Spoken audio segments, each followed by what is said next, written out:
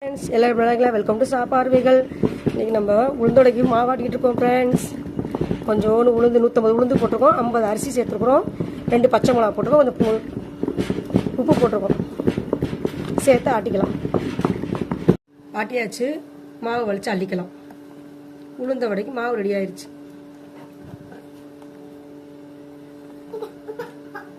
வடை ஆட்டி எடுத்து பிணைஞ்சாச்சு. கொஞ்சோண்டு கொத்தமல்லி தழை, பச்சை இதுக்கு கருவேப்பிலை போட்டு இது எண்ணெயில் போட்டு பொரிச்சு அள்ளிக்கலாம்.